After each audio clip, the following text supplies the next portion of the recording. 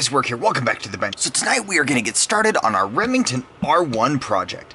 Now, what we're going to do tonight is we're going to start off at the bottom down here. Now, our Remington project is going to include 3 different things that we have to do to this thing. The first thing that we're going to do is we're going to put on a magwell. Now, the reason that I went with this magwell rather than one of the backstrap replaceable magwells is a couple fold. First of all, I want to try out fitting one of these to my R1 here. Secondly, the backstrap that comes stock on this R1 is freaking fantastic. It's super grippy, and I really would hate to have to spend that much money to replace a part that's already perfect in my opinion. This thing costs 30 bucks. It's a Wilson Combat, and it can be found on a number of different sites. So that's what we're going to be doing tonight. Now, when I say fitting, you might ask what I'm doing. So what I'm talking about is, the way that this actually connects to a 1911 is, underneath our grip panels here, it's going to come up and in, and it's going to hook around the bushings that our grip screws screw into. A lot like this Rock Island here, where you can see it has slots in here to accommodate a magwell such as this. My R1, however, does not. So what we're going to need to do is we're going to need to pull our grips off. We're going to need to etch the area around the grip where our magwell needs to be sitting, and we've got to carve it out a little bit. So first things first, let's go ahead and get our grips off. Get the grips themselves off. Now the grips on the R1 are extremely grippy wood grips, and I really like these things. The thing that's thrown me off so far is when I was doing my look over to get ready to take this thing down, I tried to pull this back screw out and it wouldn't work with the same Allen that worked with the rest of them. But a Torx will work. So let's go ahead and get that out of there. Okay, so now that we've got our grips off, what are we going to do? So we need to properly align the magwell to the grip. Then I'm going to scribe a line around this magwell ear, and then I'm going to come back in and I'm going to clean it up to try to get enough space so that we can get that magwell on. Now I think what I'm going to try to do, we're going to see if we can get one of these bushings out to be able to set inside our grip here to verify our fit that much better. Okay, so there's our bushing that's out. It looks like it was Loctited in a little bit. Oh, it was red Loctite. So we'll be red Loctiting that back in. Let's go ahead and put our bushing into our grip. Then we'll take, this is the right side grip, so we're going to take the right side of this and set it around our bushing. Actually, I am going to put a grip screw in. Here's why is that bushing is not sitting quite as high as I think I'd like it to sit in order to get this scribe line, because I'm going to rely on sitting it down on the bench here. So you can see what I'm going to do is I'm going to take our bushing, I'm going to put this around the bushing, and then I'm going to scribe around that. And I'll show you what that looks like here in just a second. Now I'm going to push in on it. It probably won't sit that far up, but I would rather have a little bit more space than not enough space and have to go back again. So with that in there, let's go ahead and scribe a line.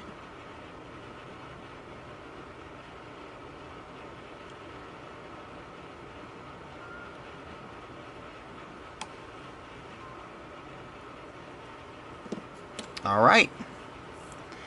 I can see it. I'm not sure how well you guys will be able to see it, but there you go. Just faintly you can see that line in there. That's what we're going to need to remove material back to. Now how is something that I have not 100% come up to yet. While I'm doing this, I'm just going to go ahead and do the other side as well. Go ahead and get all of that done so that I can get my bushing put back in. And scribe. Grab our handy dandy red Loctite, old red Loctite out of here, and let's go ahead and get our bushing put back.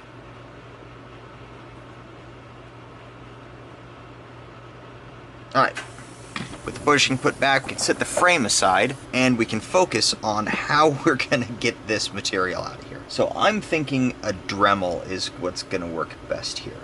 Yeah, that's what I'm thinking. I don't want to go too far. Don't have any chisels. Do have a chisel tip on that. Let's see how hard this stuff. This wood is not soft. I mean, they chose a really nice wood for the grips here. It's really hard and durable, but so far it doesn't seem like it's up to post modification very well. So we're gonna grab our Dremel. First bit that I'm gonna choose is don't have a whole lot of bits here to choose from, unfortunately. Not as many as I thought I did. This is the one I'm going for. I was hoping I had a ball, but I don't. I just have this one. We'll see how this one does. If I decide that I don't like this one, I can go ahead and grab some of the sanding blocks, but I'm not sure the sanding blocks are going to be quite as precise as what I want to do. So let's go ahead and get this swapped out. Set our polisher aside. Get her turned on. And let's just give it a touch and see what happens.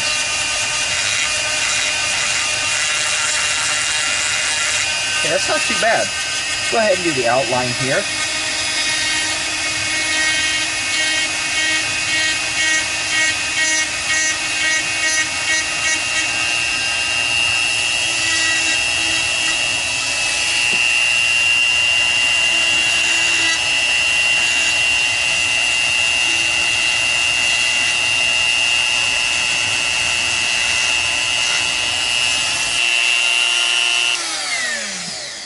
Maybe that'll work better. Let's give this a try. The Dremel is going really slow and it's really loud.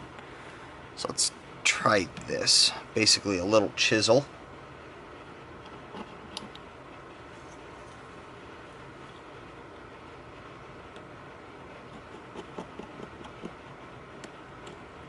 So far so good. It's actually working pretty well.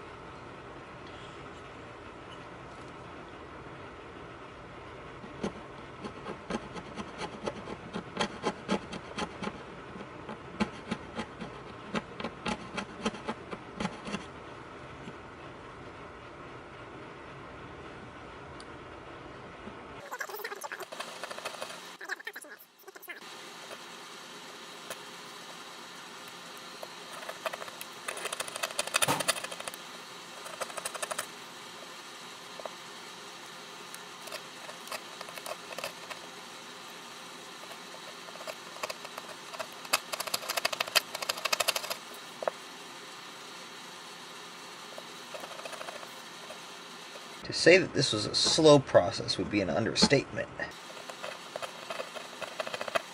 But if I do it right, the finished result will not be super discernible from the outside.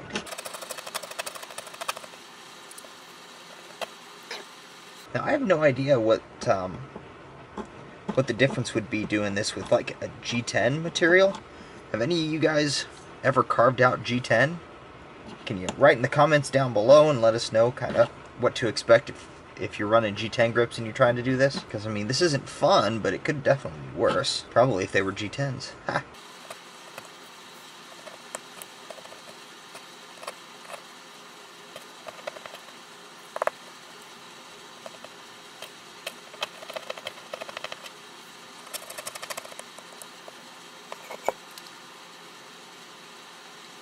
We are making headway, but we're still not quite there. Need to clean up a little bit up here. Just go a little bit deeper, and I think we'll get there.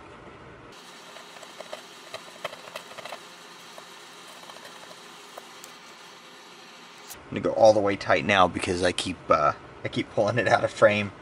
You guys aren't gonna be able to see that anyway, so.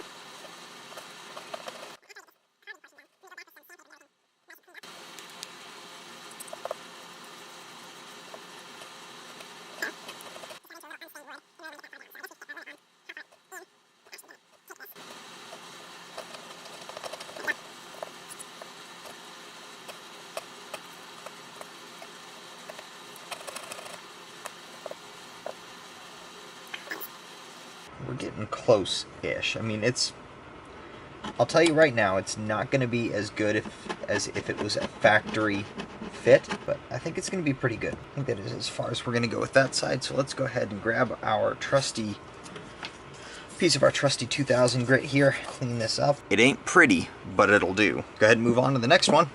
Now I am going to go ahead and I'm going to do the outlining with the Dremel again here.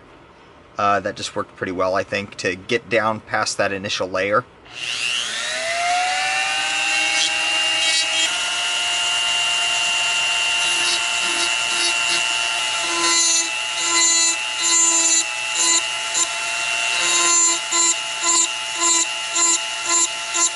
So what I did with this one was, instead of just doing the outline, I went ahead and cut some kind of grooves in here to hopefully give my little X-Acto here an edge to grab into. And actually that worked pretty damn well. That initial cut on that last one was what took the longest time. Now that initial cut is cut down considerably because of those grooves that I put in there. So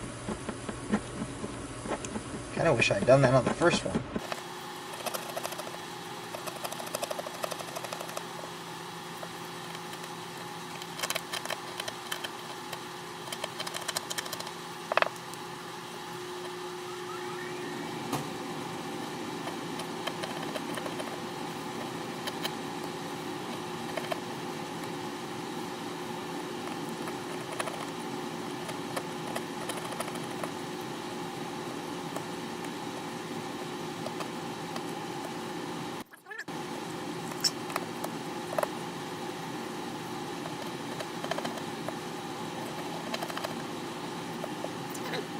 That one went way smoother. We are like 99% of the way there. And with that, I have a lot of crap on the bench. So with that done, let's go ahead and grab our frame again. And let's get this thing installed on the frame and then see how these are going to fit on here. So, now this is a super tight fit on here. I'm going to push it down, up and over, and then I'm going to grab a nylon mallet to tap it the rest of the way on here. Okay, so it's that nice tight fit that's actually going to keep this thing exactly where we need it. Now we can go ahead and reinstall our grip panels, and with these last few screws we will see this was all worthwhile. And to me, that's a pretty damn good fit for being hand fit. Now, the Magwell does cover up the bottom of the grips, so you're not going to be able to see that, but now we've got a nice Magwell in here to be able to properly seat our mags every time. Now the only problem is my stock mags don't have base plates. So that's it for this time, guys. Remember, if you found the video useful, go ahead and like and subscribe down below. That is how you install the Wilson Combat Magwell on a firearm that doesn't have the grips set up for it. Now, I let you guys know that there are a couple new things in the pipeline for this, and they are coming right around the corner, so keep an eye out for that. Go ahead and hit the notification button down below if you're looking forward to those. Remember, I appreciate every one of you, and until next time, do your research, get informed, and get to work.